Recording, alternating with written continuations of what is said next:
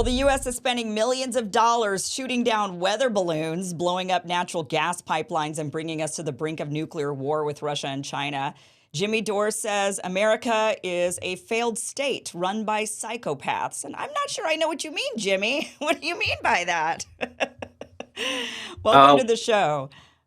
I can tell you what I mean by that. These people are psychopaths. Isn't it amazing that all this, I remember the first time I went on Joe Rogan, he was talking about UFOs and I said, "Well, why do you think they're telling you about UFOs now?" And he was like, "No, Jimmy, it's real. I talked to the pilot. He saw it." I'm like, "They've been seeing UFOs since they started flying. And just now the military is confirming this. Why is it? Because they want to spend $1 trillion on a space force. Why are they? And they want to distract you from the Nord Stream pipeline being blown up. They also want to distract you from Palestine, Ohio. It's amazing how Americans are the most propagandized people in the world, and they have no idea that they are. That's the thing that's crazy. But anyway, that's and the psychopaths are the people who still won't give their own people health care while they're sending $100 billion in bombs to kill other people. They're bloodlust thirsty psychopaths. We did it to Iraq, we did it to Libya, 20 years in Afghanistan, we did it to Syria, we're still doing it to Syria. Isn't that amazing how people can get so outraged at Vladimir Putin invading Ukraine? But no ire, no animosity, not even a blink of an eye to the United States occupying a third of Syria, which is the oil part. So again, we're the thing we claim to hate. America is the world's terrorists, and now we were supposed to be afraid when Donald Trump was president because he has his finger on the button, and now we have demented Joe, and he's saber rattling with two nuclear powers, and these are of course economic wars. And we look like idiots while we're doing this, like shooting down weather balloons, pow, pow, pow, pow, weather balloons, and then saying these are some sort of Chinese tech or maybe UFOs, but they're really sort of pointing the finger over at China, being like, wow, making us look like idiots, like we can't spot what certain tech. Well, for one, we can't tell what a weather balloon is. We make it. Oh, it's some sort of high tech Chinese, military spy tech that they've got going over us, and we don't Yes. even know really what it is. I mean, we're just looking like idiots in the process, like rogue cowboys. Um, I don't know how the rest of the world sees it, but it's definitely if the Chinese wanted to do something provocative like this and spy on us, they already have satellites that can spy. They can zone in, and they can read my credit card with a satellite. They don't need to put a balloon that you could see with the naked eye over our country. So again, this is the United States is the world's terrorists. They're doing it constantly.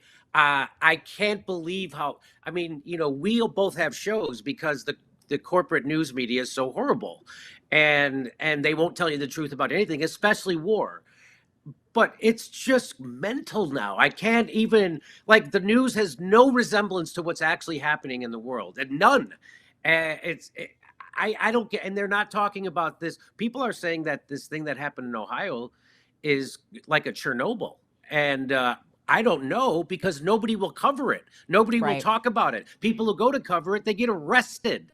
We're being ruled by psychopaths who deny you health care in the middle of what they call a deadly pandemic. They just put the vaccines on the CDC just put the COVID vaccine on the schedule for children. Yeah. Now, you and I both know that children are at zero risk from COVID. So Right. giving kids a COVID vaccine is evil.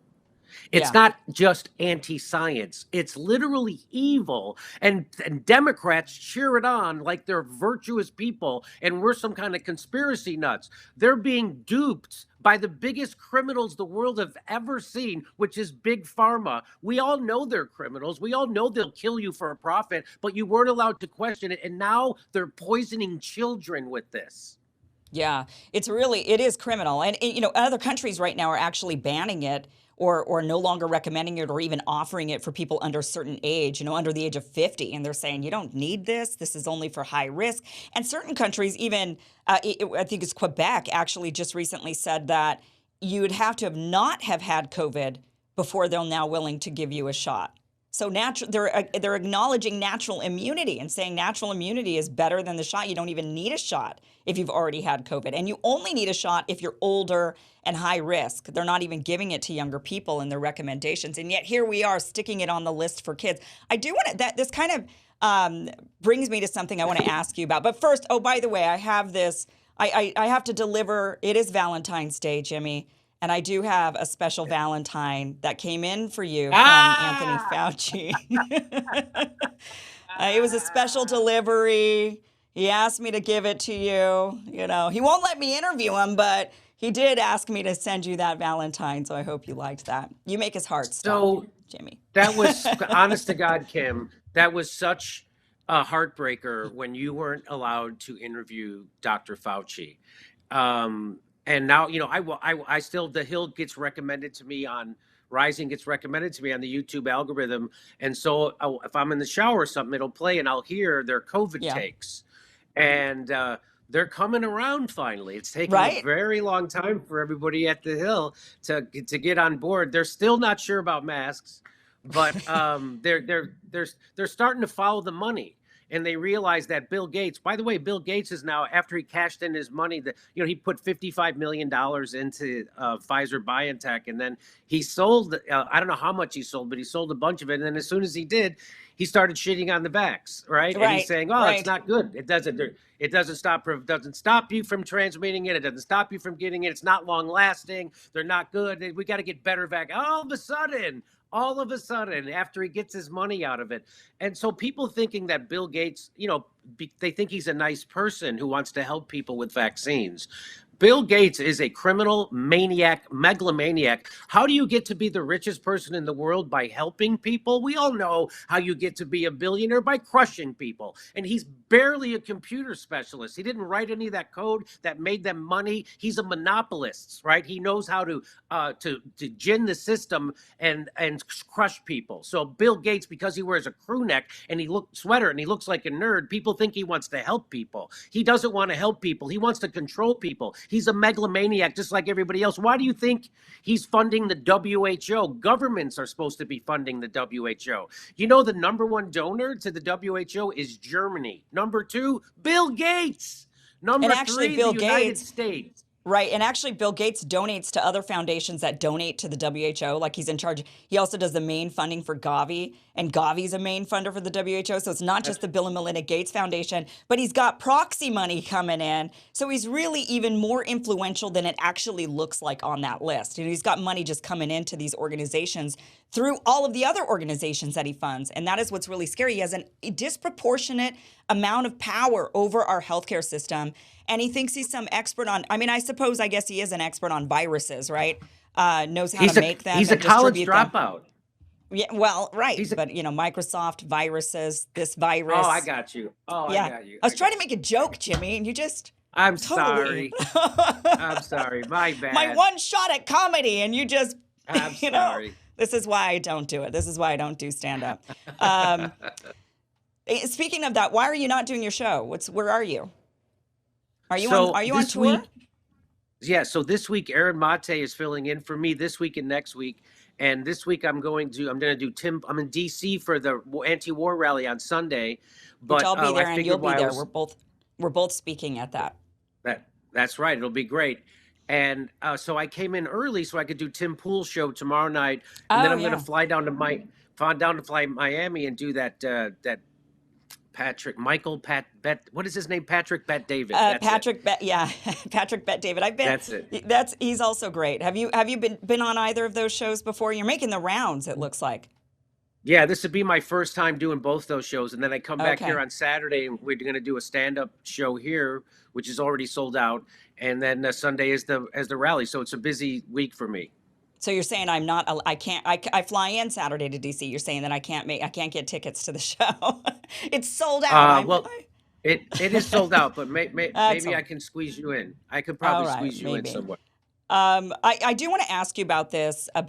So I have to ask you about Lula and Brazil and what is going on down there, because so you have been on the forefront of of promoting Medicare for all for a long time. This has been, Medicare for all, Medicare for all. And I've been right there with you. But I have to say, a lot of people who have been very, the traditional progressive of what you and I know what a progressive is. Nowadays, I don't know what it is. But people who are very progressive, wanting Medicare for all, are now extremely hesitant about it. And the pandemic really is what caused this hesitancy. I know.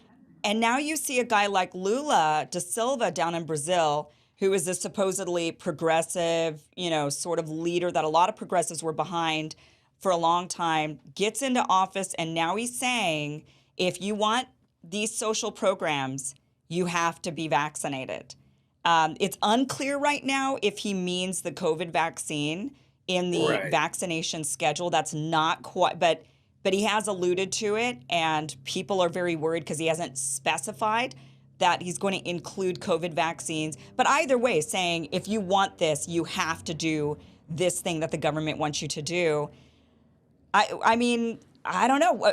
Are you still a big supporter of Medicare for all, knowing that it could be weaponized against us in this way?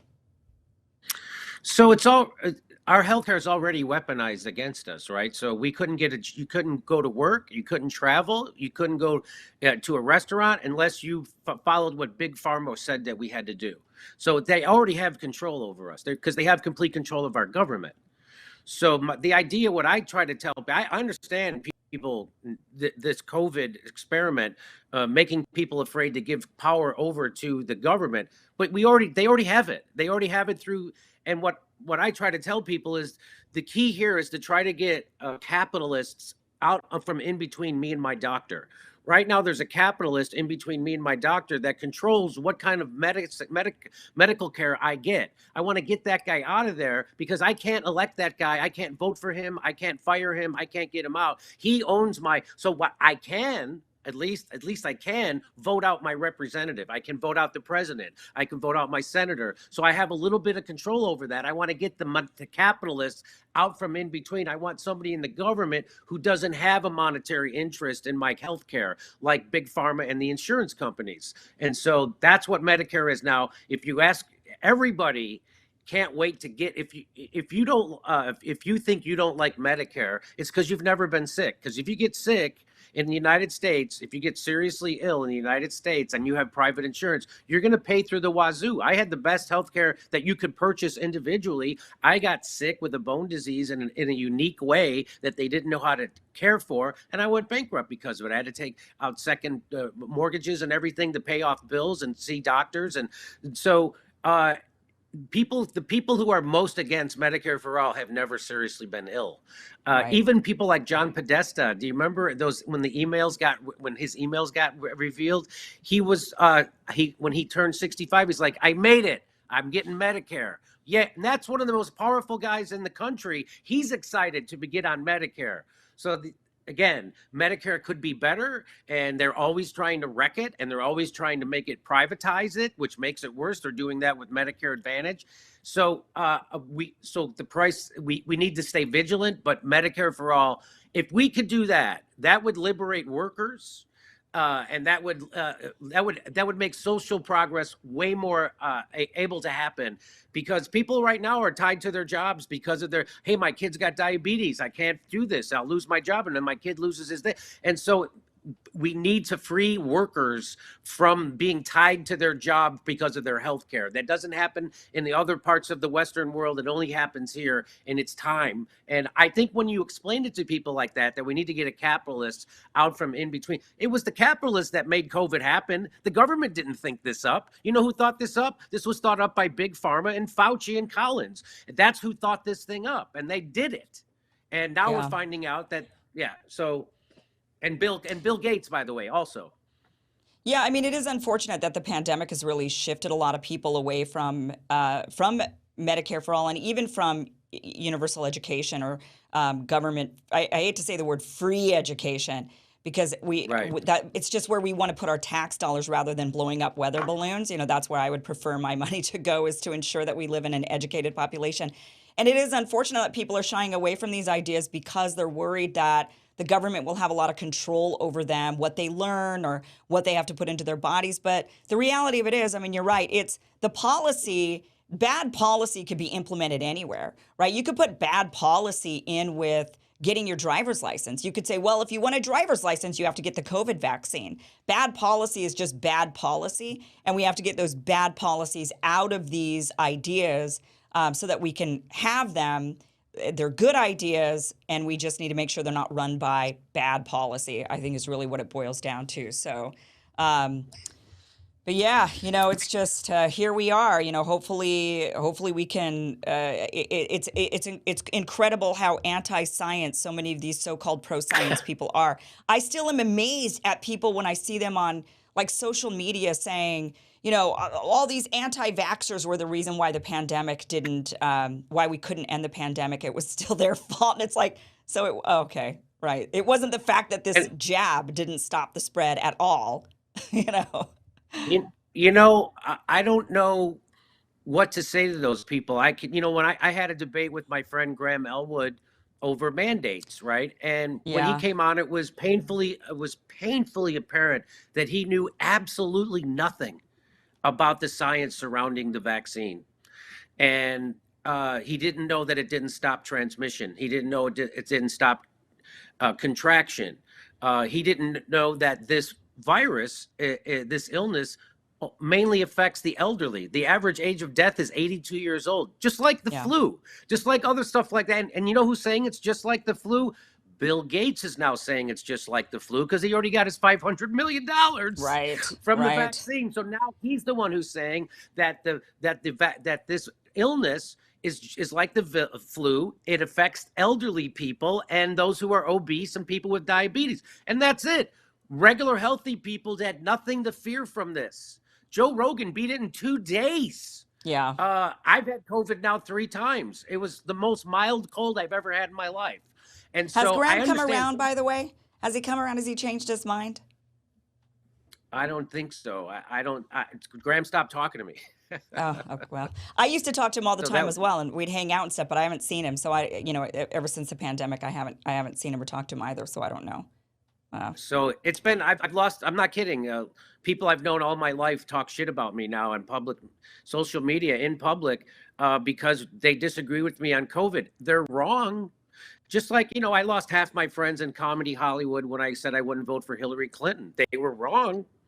And they still think, again, the tragedy of the Donald Trump presidency was that the Democrats were not made to reckon and do an autopsy on what was wrong, why they could lose with the most well-moneyed politician and campaign in the history of our country could lose to a game show host and a political novice. They never did that autopsy. They never had to reckon with themselves. They just pretended it was Russia's fault and that in the election was stolen, and they went on. And then 4 years later, Trump said the election was stolen, and that's bad. You can't do that. If you can't, if you're Trump, you can't. If you're Hillary Clinton, the Democrats and the corporate media, you could say Russia stole the election for 4 years at the top of your lungs. But if you're not, then you can't say that. Our elections are pristine; they were perfect, and there's no questions about them. So I can't believe people are. So this is the oligarchy. All they have is narrative control, right? Because if they don't have narrative control, then they have to start disappearing people and putting people in prison. And so, but right now it works. There's no labor. Look what's going on in France right now. They want to raise the retirement age from 63 to 65, or maybe from 61 to 63. It's way less than us, right? And they're in the streets shutting down the country. Who's doing it? The labor unions got together and shut the country down. And those people already have Medicare for all, and they already have dental, and they already have a retirement, and they're still shutting stuff down. That's what, I don't know how we get that spirit in America. We don't have it right now because people are falling for the propaganda that it's your neighbor's fault. Like if you're hurting and if you're in economic pain because of COVID, you should blame the unvaxxed. You should blame the Trumpers. You should blame your neighbor instead of blaming the oligarchy who did a controlled demolition of our economy, which crushed everybody except for a handful of the richest people who run this place. And then they want me to blame my neighbor for the pain I'm feeling because he wouldn't take a vaccine that never worked the way they said it that did in the first place. Well, I'm not going to hate my neighbor. I'm not going to blame him. I'm going to reach out to my neighbor, which is what I'm doing this Sunday in Washington, D.C. at the Rage Against the War Machine rally. And I'm going to find common ground because we have a common enemy, and that is the oligarchy that actually runs this country. This idea that if you vote for a Democrat, you're voting to save democracy, as Bill Maher said. Hey, Bill, our democracy was stolen from us decades and decades ago, which is why workers haven't had a raise since 1980, and half the country's poor and low income can't afford a $500 emergency. Your country was stolen from you by corporations, and when are you going to get angry about that? They're only angry about January 6th, a bunch of yahoos in pajama bottoms and buffalo helmets stealing a podium. That's not a revolution. That was not a coup. That was a bunch of pissed off people, just like the Democrats were pissed off for 4 straight years because they lost to Donald Trump. Those people were pissed off too. We have a bunch of pissed off people, and the oligarchy controls the corporate media, which keeps them distracted. Their anger gets pushed in the wrong way. It gets pushed against their own brother, their neighbor, and that's the thing we have to wake up. Ralph Nader's been talking about this for 25 years. It's time for the left and the right to come together, and if we and Brett Weinstein's talking about this stuff, and if we don't do it now, it's over. This country's on its last legs. People don't realize that. But this empire is ending. We just put 3 more military bases in the Philippines while we have people living under every bridge. It's over for America, and people aren't waking up to this. Joe Biden is your enemy. Nancy Pelosi is your enemy just as much as Donald Trump and Chuck Schumer are your enemies. These are the oligarchs. We do not live in a democracy, and it's time for people like Christian Smalls to organize people and get them in the streets, because Bernie Sanders will never do that. He will never get his followers to do an action against the establishment ever, and neither will AOC or Pramila Jayapal or Ro Khanna. They'll never, ever ask their followers to get in the streets and shut something down, ever. Jimmy Dore, everybody.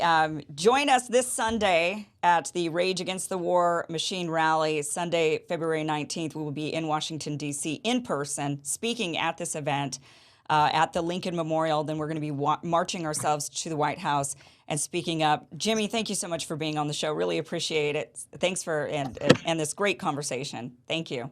Kim, it's great. It's great to be on your show. It's great to be on your show. I remember I met you and your father when I was hosting that Aggressive Progressives at the Young Turks. That's right. You got to come on, and it was great to meet your father. Great to meet somebody from Idaho. I love Idaho. I love the Basque food, and oh my gosh, he's thrilled right now you're mentioning him. I'm just because he watches you every day. You're still his favorite. I keep saying, "What about me, Dad? You're my dad." Like, what about me? And he's like, "No, Jimmy's my favorite."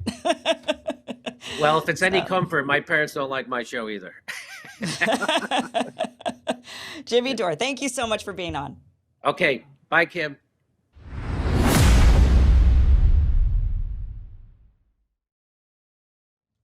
Well, as the U.S. surpasses the $31.4 trillion debt limit in January, the White House administration continues to disregard the need for spending reduction. And despite the lack of fiscal responsibility from our national leaders, it's time for you to take charge of your financial future. Investing in gold through Birch Gold can provide stability during uncertain times. The process of converting a traditional IRA or 401k into a precious metals IRA has been made simple by Birch Gold. To get started, simply visit birchgold.com/Kim and request a free info kit on gold, followed by a consultation with a precious metals specialist. Consider the fact that to pay off the national debt, every taxpayer in the U.S. would have to contribute $247,000. The debt issue is only expected to worsen, making it imperative to secure your finances. Birch Gold, with its A+ rating from the Better Business Bureau and positive feedback from thousands of satisfied customers, can be trusted to safeguard your future. Visit birchgold.com/Kim to take the first step in protecting your assets with gold.